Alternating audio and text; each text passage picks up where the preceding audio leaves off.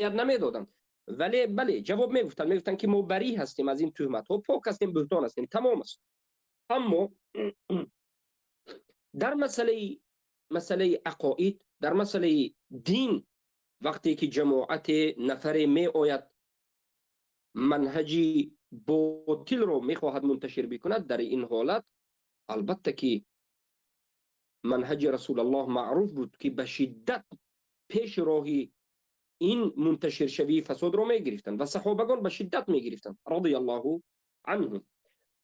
و ما هم در همین منهج هستیم. البته جواب گفتن به اقبال کبوتر و عبدالرحمن قطنبه به پایان نرسیده است. ما به این قطنبه و کبوتر جواب میگوییم. دو جواب گفتیم. جواب اول به تهمت ها و جواب دوم یک جواب علمی بود و من البته این جواب را برای برادران و خواهران موحدم کردم، زیرا این اهل بدعت سخن ما را اصلا گوش نمیکنند. شما فکر میکنید که اقبال کبوتر و عبدالرحمن قطنبه مدخلی شما فکر میکنید سخنهای ما را گوش میکند، طاقت میکند 100 گوش میکند؟ نه، اونها گوش نمیکنند. اگر اونها گوش میکردند سخنهای از ما بزرگان را گوش میکردند، سخنهای علمای کبار را گوش میکردند. اونها اگر حق خواه می بودند و گوش میکردند سخنهای علامه ها را که اهل سنت و جماعت وفات کردند و زنده هستند و امروز در بین امت هستند گوش میکردند. این علامه های اهل سنت زنده هستند، 1 نفر 2 نفر 3 نفر نه، 10 نفر هستند مشایخ ها.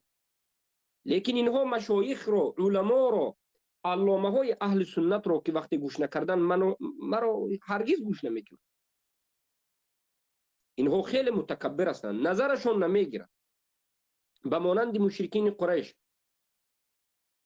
و اذا قیل لهم لا اله الا الله اذا هم یستکبرون، وقتی که به اونها لا اله الا الله گفته میشد کبر میکردن، قبول نمیکردن. میگفتن این محمد یتیم است، این کی است که ما را به لا اله الا الله دعوت میکنه؟ کی است که به ترک الهانمون دعوت میکنه؟ کی است که دین اجداد گذشته ما را انکار میکند؟ گویان از سبب کبر قسمی از اونها قبول نکرد. من این سخنهایی که میگویم برادران و خواهران عزیز، مقصد ردهایی که به اهل بدعت میزنن 1 ساعت 1.5 ساعت 50 دقیقه و 60 دقیقه، این برای بیان کردن مسئله به شما اهل توحید است. به شما برادران و خواهران موحدم من این صحبت ها رو میکنم که گوش کنید. مثلا اونها گفتن که این یک حزبی و آذری 2 مشرک دموکراتی ها در یک جا جمع شدن، گفتن که خب دین ما تقسیمات ندارد و هر کسی که دین ما را تقسیم میکند، اقبال کبوتر میگد که این خوارج است، عبدالرحمن مدخلی قطنبه میگد که البته این میگد چی است؟ یک گمراهی است و عقیده باطل است. میگد ما باید به این رد زنیم و ما به شما اثبات کردیم، انا همین اثبات کردیم که شما موحدین در همین مسئله تقسیمات دین به اصل دین و فروع دین یا به ظاهر و به خفی باید اعتقاد داشته باشید. این هم یکی از دروازه های علم است و این منهج سلف صالح است و ما 10 سخن سلف صالح را آوردیم و این چنین سخن شیخ الاسلام را آوردیم و 3 مذهب را در این بالا ذکر کردیم به خاطر شما که موحدین علم داشته باشید. این یکی از شبهات همین مشرکین است که به واسطه همین شبهات شما را گمراه میکنند. اگر شما به این گفته این مشرکین باور کردید و گفتید که بله دین ما تقسیم نمی شود، شما از این دو را حتما یکیش رو باید قبول کنید. از این 2 منهج حتما یکیش رو قبول کنید. کدام منهج؟ یا خوارجی رو قبول کنید یا جهمیگی رو قبول میکنید. اگر شما تقسیمات دین رو به اصل دین و فروع یا ظاهر و خفی انکار کنید، یا شما منهج خوارج رو درست میگوید یا شما منهج بارک الله فیکم جهمی ها رو درست میگید. زیرا که خوارج ها تقسیمات دین را انکار کردند و همه مسائلات واجبات را اصول دین خواندند و امت را تکفیر کردند، تکفیری شدند، گفتند که تقسیمات نیست. و جهمی ها تقسیمات دین را انکار کردند و اصول دین را به درجه پایان فرا آوردند، به درجه فروعات معامله میکنند. جهمی ها اصول دین را به رتبه، به درجه و طبقه فروعات نازل کردند و به اصول دین همچون فروع دین معامله میکنند. خوارج ها فروع دین را یا احکام را بالا بردند غلو کردند و به فروعات یا به مسائل درجه احکامی معامله همچون اصول دین میکنند. اما اهل سنت و الجماعت وسط هستیم، ما وسط هستیم. اصول دین را اصول دین میگیم و به اصول دین معامله خاص داریم، احکام خاص داریم، حکم های خاص داریم. و ما میگیم که در اصول دین اختلاف وجود ندارد، اجتهاد وجود ندارد، خطاکار معذور نیست. و به همه این سخنهایمان اصول مذهبی اهل سنت را از سلف صالح ذکر میکنیم. اما میگیم این چنین دینی ما فروع دین دارد که در اینجا بله کسی خطا کرد خطاکار گفته میشد. علما اجتهاد کردند یک ثواب گرفتن، میگیم اگر خطا کنند، حتی اگر اجتهادشان درست براید، دو ثواب میگیرند، ثواب اجتهاد و ثواب درست و اصابت. و حکم خاص، معامله خاص به فروعات داره. انا این رو میگن تفصیلات، تحقیقات و تدقیقات. و انا این رو میگن درک مسئله. خیلی که بارک الله فیکم ابن القیم الجوزی گفتند ما علم داریم، فهم داریم، مرتبه دوم فهم است، مرتبه سوم درک است. علم را بسیار انسان خواندنش ممکن است، در نزد علما نشستن و کتاب خواندن را بسیار انسان انجام دادنش ممکن است. اما از درون این انسانهای علم خوان و طالب علم و عالم یک اندک همون خوانده خود، گوش کرده خود را میفهمند، اندک میفهمند، همه نمیفهمند. فهم یعنی علم آموختن دیگر چیز است، فهمیدن این یک توفیق خاص الله، خیرخواهی الله به یک بنده است و این چیز دیگر است. و بعد از فهم مرتبه سوم داریم که این را میگویند درک المسائل، یعنی یک مسئله را به تفصیلات، تقسیمات، نمودها، به تمام دلیلها، مذاهب و ضعیفی و صحیح، به تمام کشف شبهات فهمیدن و عمیق و دقیق از همه جانب فهمیدن، این را درک میگویند. و در مسئله درک شیخ الاسلام ابن القیم الجوزی رحمه الله گفتند که اندکترین مردم به درک نصیب میشن.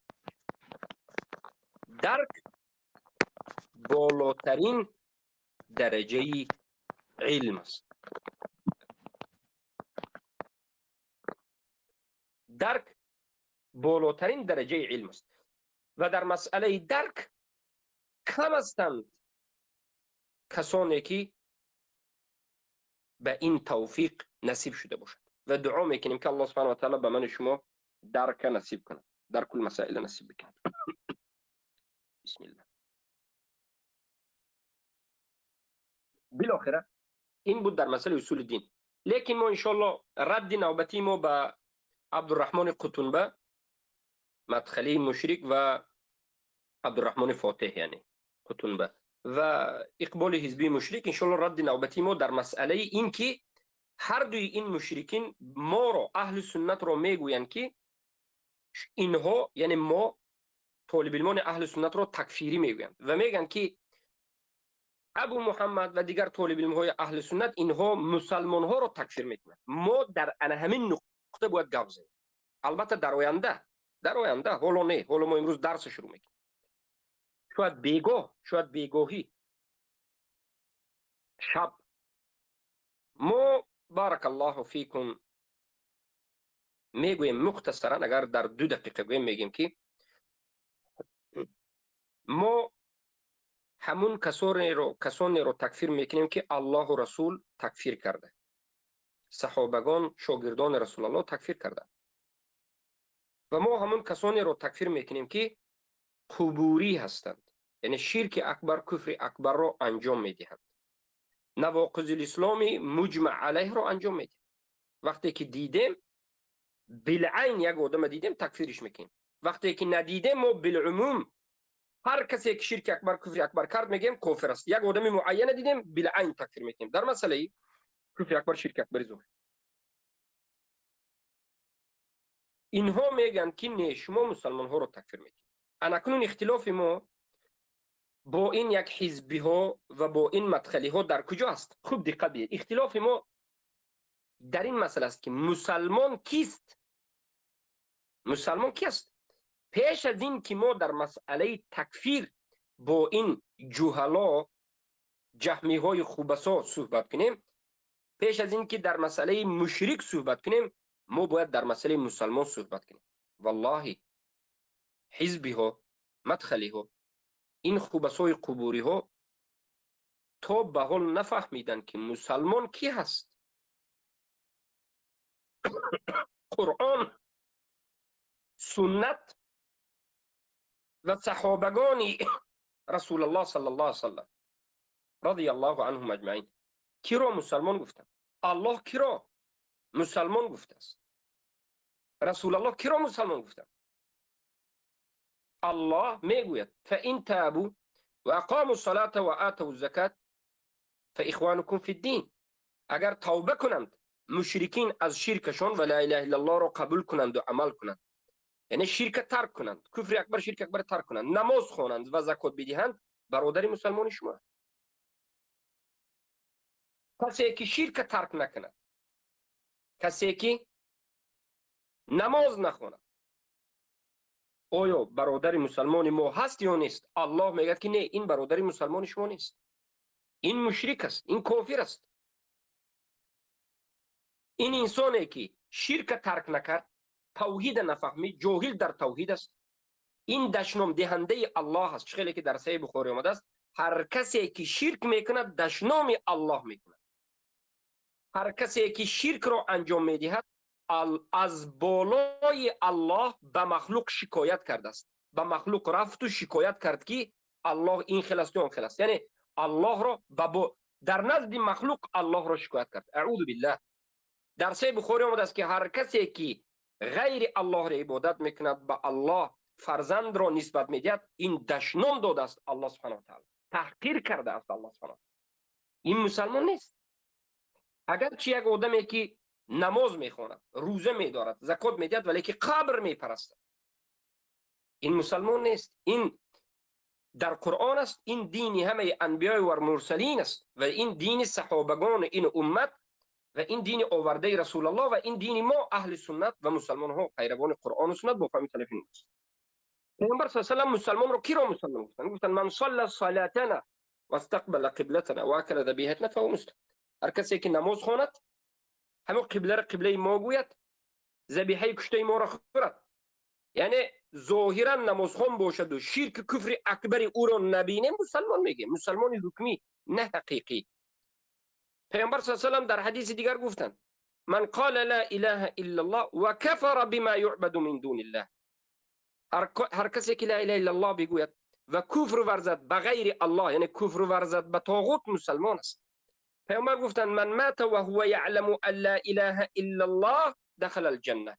هر کسی که میمیرد، وفات میکند در حالتی که میداند که معنای لا اله الا الله چی است، نیست معبودی بر حق بجز الله است، کفر بالطاغوت، براءت، نفی از این تکفیر مشرکین با خبر است، موالات، البته ایمان به الله و موالات با خبر است، البته داخل جنت میشه. محمد رسول الله را البته با ارکانش بگید. انا این است مسلمان، یعنی مسلمان کسی هست که ما او را نمازخانیش را ببینیم و از او شرک و کفر را ندیده باشیم. خیلی که مذهب سلف است. من البته در آینده وقتی که به این مشرکین رد میزنم، تمام سخن سلف رو میگم که سلف صالح تنها به نماز یک نفر رو مسلمان میگفتن، نه به زکات، نه به حج، نه به روزه. باور میکنید سخنهای سلف من به شما ان شاء الله میبرم در آینده. سلف صالح به روزه و به حج و به زکات حکم نمی کردن، بلکه به نماز حکم میکردن. حاجی ها رو ما چرا مسلمان میگیم؟ برای اینکه نه فقط به خاطر حج، به خاطر نماز. حاجی میرد نماز میخواد. نماز رو دیدی، هر شخصی رو دیدی که نماز رو میخواند و نمازش مثل اهل سنت، یعنی یکی از این 4 مذهب است، و قبر پرستی و کفر شرک رو از او ندیدی، این مسلمان معین رو، این انسان معین رو مسلمان میگویی. و هر کسی معینی را دیدی که خود را مسلمان میگوید، نماز میخواند، لیکن قبر پرستی میکند، استهزاء الله و رسول دین را میکند، دشنام میدهد، ساحر است و دعواگر علم غیب است و موالات به کفار و مشرکین میکند و غیره، انا این انسان را چی میکنی؟ معین مشرک میگی. چه خیلی که به نماز حکم ظاهر دادی و معین مسلمان گفتی، به شرک حکم ظاهر میدی و یک آدم معین را مشرک و کافر میگی، کفر اکبر و شرک اکبر ظاهر. بالعموم میگویی هر کسی که نماز خوان است مسلمان است، هر کسی که شرک اکبر کفر اکبر ظاهر را میکند کافر است. بالعین هر کسی را دیدی که نماز خوان است و کفر شرک او را ندیدی مسلمان است، هر کسی را دیدی که کفر شرک میکند کافر است. انا همین است. اما در نزد این مشرکین، یعنی در نزد حزبی ها و عازری ها، عبدالرحمن قطنبه و جماعتش، در نزد اینها مسلمان کسی هست که قبوری، رافضه ها را اینها مسلمان میگن، خبر پرست ها را مسلمان میگن، دموکرات ها را مسلمان میگن، انکار کنندگان شریعت الله، حکم الله را مسلمان میگن، حکم کننده به حکم غیر الله را مسلمان میگن، دشنام دهندگان و استهزا کنندگان دین و پیش از همه الله و رسول و قرآن را مسلمان میگویند. و اینها لشکران طاغوت را، دشمنان الله و رسول را مسلمان میگویند. در نزد اینها مسلمان کسی هست که از پدری یا مسلمان تولد شده باشد یا خودش را مسلمان گوید، تمام است. نواقض الاسلام در نزد اینها وجود ندارد. یعنی اینها قبوری ها را مسلمان میگویند و ما قبوری ها را وقتی که مشرک گفتیم، اینها میگن که شما خوارجید، زیرا که مسلمان ها را تکفیر کردید. میگن ما میگیم که ای جهلا، ای خوبسا، ای متهمین، ما مسلمان ها را تکفیر نکردیم، ما قبوری را تکفیر کردیم. مسلمانی که نماز میخواند و کفر شرک اکبر نمیکند، ما البته این مسلمان میگیم. و منهج من منهج سلف است. پیش منهج یعنی قرآن و سنت فهم سلف این امت است. خیلی که حضرت ابوبکر صدیق یک جماعت رو، یک قوم رو مسلمان میگفتند، ولی این قومی که مسلمان بود آمد و زکات رو نمیدهیم، مانع زکات شد، تکفیر کرد. نماز میخوند اونها، روزه میداشتند اونها، لیکن ابوبکر صدیق گفتن کافر است، زیرا که کفر اکبر را انجام. در زمان ابوبکر و عمر مسیلمه کذاب به نزد رسول الله آمده مسلمان شده بود، قومش مسلمان بود، ولی بارک الله فیکم نماز میخوندم، بله زکات و روزه و حج اینها را قبول داشتن، لیکن مسیلمه کذاب بعد از رسول الله خودش را میراثبر رسول الله رسول اعلان کرد با سخنهای دروغ و شاهدهای دروغین. و بسیار مردمی که در همون قوم بود به او باور کردند. رسول صحابگان رسول اکرم اونو تکفیر کرد، نگفتن که مسلمان است، گفتن که مسلمان بود، این بعد کافر شد. به اسلامش مسلمان شده بود، به کفرش، یعنی وقتی که اسلام را در زمان رسول الله صلی الله علیه وسلم ظاهر کرد مسلمان شد، ولی وقتی که کفر را ظاهر کرد کافر شد. در زمان حضرت علی رضی الله عنه پیروان او مسلمان بودن قسمی، ولی غلو کردند، آهسته آهسته آمدند در حق علی غلو کردند و علی را اله گفتند. علی اونها را نگفت که اینها مسلمان، من تکفیر نکردم، گفت مسلمان بودند لیکن به کفر اکبرشون کافر شدند و اونها را در زیر آتش قتل شد. اگر ما این چنین مثال ها را از قرآن و سنت، از حیات خود رسول الله تا امروز بیاریم، هزارها مثال میبریم، هزارها، صدها، خب بگیدن صدها، یعنی از زمان رسول الله تا امروز این چنین قصه زیاد است. در زمان رسول الله پیامبر صلی الله علیه و سلم مسلمان های در عهدشان بوده را جمع کردند، گرفتند، رفتند به جهاد با اهل کتاب به تبوک، 900 کیلومتر دورتر از مدینه تقریبا، که 20 روز راهش بود، یا یک ماهینه راه بود، یک ماه میرفتن یک ماه آمد، 20 روز در اونجا ایستاد.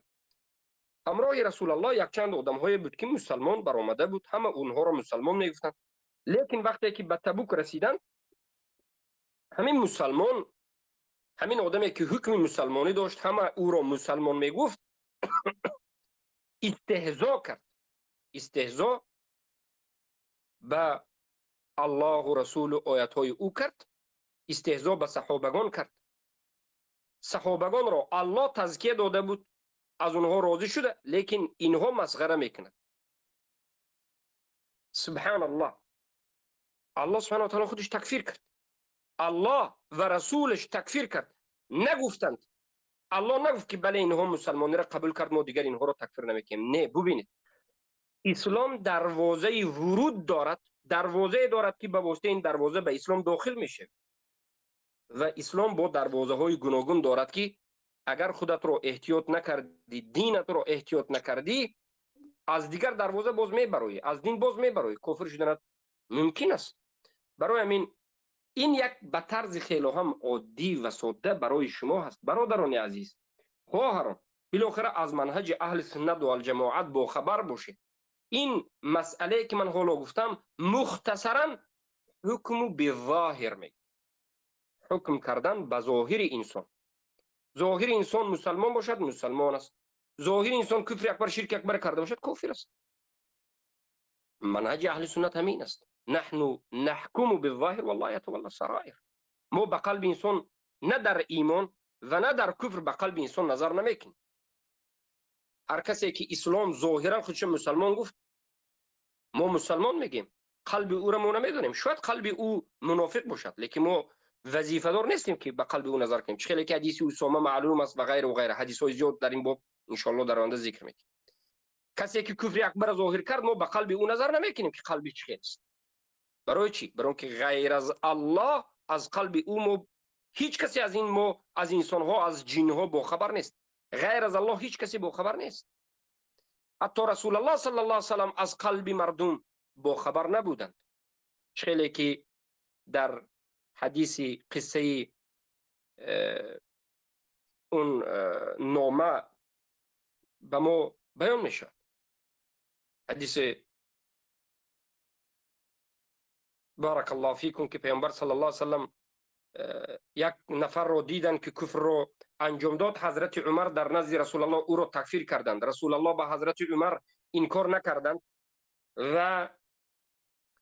ولی جبرائیل نازل شد و از جانب الله به پیامبر خبر داد که قلب این انسان صادق است. بعد از این پیامبر به حکم قلب او حکم کرد. یعنی حکم به ظاهر است برادر عزیزم، حکم به ظاهر است، در کفر ایمان به ظاهر است. ولیکن افسوس که در این مسئله حکم هم حکم انسان ما باز سه مذهب داریم. مذهب اهل سنت رو حالا شما دیدید، فهمیدید. دو مذهب باقی مانده، مذهب خوارج و مذهب جهمی است. دو قنات شیطان است. مذهب خوارج یک قنات چپ شیطان، مذهب جهمی ها قنات راست شیطان. زیرا که ضرر جهمی ها از خوارج ها به مراتب زیادتر است و جهمی ها به مراتب کافرتر از خوارج ها است و فاسدتر و خبیثتر است. بالاخره شیطان دو قنات دارد. در بین این امت شیطان دو قنات دارد. قنات راستش، بزرگترین قنات شیطان این جهمی ها هستند. این خوبسا به اشکال گوناگون، قبوری های صوفی، جهمی های رافضی، جهمی های اشعری و ماتریدی، جهمی های حزبی، اشعری و بگیم عازری و مدخلی و غیره، این خوبسا همه اینها جهمی است. و یک قنات دیگر دارد، قنات چپ، این قناتش شیطان، این قنات شیطان خوارج است. و در مسئله حکم هم جهمی و هم خوارج به ظاهر انسان حکم نمیکنند. جهمی ها را نظر بکنید، به قلب انسان حکم میکنند. کفر اکبر و شرک اکبر را بینند، میگویند که ما یک انسان کفر اکبر و شرک اکبر رو ظاهر کرده رو کفر نمیگوییم، تکفیر نمیکنیم. برای چی؟ میگن زیرا این در قلبش ایمان است، به قلب انسان حکم میکنه. ما به او سوال میکنیم که تو قلب یک انسان رو از کجا فهمیدی؟ مگر به تو وحی آمد؟ به نزد رسول الله جبرئیل آمدند، به نزد تو کی آمد؟ تو از کجا فهمیدی قلب او رو؟ الله سبحانه و تعالی خبر داد که غیر از الله از قلب انسان کسی نیست. ببینید این گمراهان رو، این جهلا رو جواب داده نمیتوانند و تو رو تکفیری میگویند. جواب اینها تکفیری است. تکفیری میگن فرار میکنند، به مانند خری که وقتی شیر را میبیند فرار میکند، فرار میکند. و این چنین خوارج را نظر بکن. خوارج یک نفری که مسلمان است، نماز خونده شده است، این را کافر میگه. وقتی که به خوارج گفتی که چرا نمازخوان را که کفر اکبر شرک اکبرش رو ندیدی تکفیر کردی، او میگه این در قلبش کفر است. خوارج میگه این در قلبش کفر است. بخاطر میگه که آخر قلب او رو از کجا فهمیدی؟ عیناً خوارج هم به مانند جهمی به تو جواب گفته نمیتواند. به مانند خری که از شیر فرار میکند فرار میکند، لیکن پیش از فرار تو را جهمی میگوید. برای همین ما اهل سنت و الجماعت رو خوارج ها از یک جانب جهمی میگویند، زیرا که ما به اونها رد میزنیم در مسئله حکم بالظاهر. به قلب انسان نظر کرده مردم کافر نگوید خوارج ها، میگیم اونها ما رو جهمی میگن. و به جهمی ها رد میزنیم که جهمی ها به قلب انسان حکم کرده ظاهر مشرک بوده رو شما مسلمان نگوید، اونها ما رو خوارج میگن. ما وسط هستیم. ما وسط از همین جهت از دو جانب ما لط کوب میشویم، از دو جانب به ما تهمت و بهتان میاد. از جانب خوارج ها ما رو جهمی میگن، از جانب جهمی ها ما رو خوارج میگن. خیلی که خود شما یک چند سال است الحمدلله مشاهده کردید. اما خوارج ها هرگز به جهمی های حقیقی رد هم نمیزنند، کار هم ندارند، روبرو هم نمیشوند. و عیناً جهمی های حقیقی، این جهمی های خوبسا بگویم، به خوارج های حقیقی هرگز روبرو بحث مناظره ندارد. فقط در بین ما رو خوارج ها ما رو از این طرف میزند، از این طرف جهمی ما رو میزند. اگر ما نباشیم، تصور کنید که ما اهل سنت و الجماعت نباشیم، خاموش باشیم، والله خوارج ها و جهمی ها به هم دیگر پروا ندارند. هم خوارج و این هم جهمی ها تنها به اهل سنت هجوم میکند. چرا؟ برای آن که یگانه مذهبی که ریشه خوارج را خوش میکند و نابودش میکند و ریشه جهمی ها را به تبر میزند و خوش میکند و ریشه اونها را نابود میکند. هر دوی مذهبی باطل را تیت و پیت و پراکنده و چاش و پاش و ریزه میکند.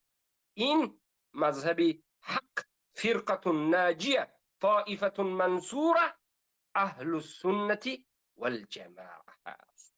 ما به عباره لهجوی تاجیکی بگم، ما اهل سنت هم خوارج و هم جهمی ها رو چی میکنیم؟ تیت و پیت میکنیم. برادران ایرانی افغانستان اگر گوشن یعنی تیت و پیت یعنی ریزه اشون میکنیم، میده و چاش و پاش و اینها را شکست میدیم، پیش اینها را ما فقط میگیم. برای همین اینها به ما هجوم میکنن. الحمدلله ان شاء الله من اگرچه مقصدم 5 دقیقه 10 دقیقه در این مسئله صحبت کردن بود، لیکن ببینید که الحمدلله خیلی زیبا برآمد، خیلی زیبا برآمد. اگرچه از نظر دلیل ها رو خیلی هم کمتر بیان کردیم، عادتا بسیارتر به فهمانده دهی مشغول شدیم، لیکن خیلی زیبا برآمد به فکر من.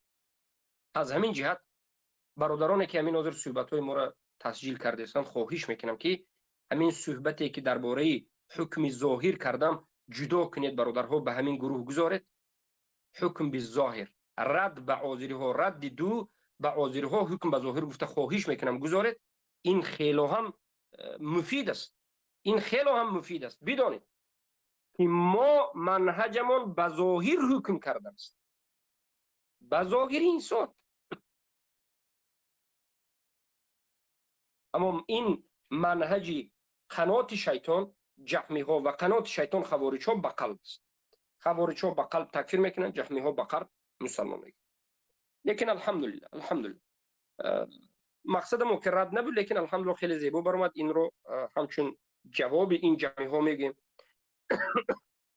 خواهش میکنیم که به این گروه گذاریم.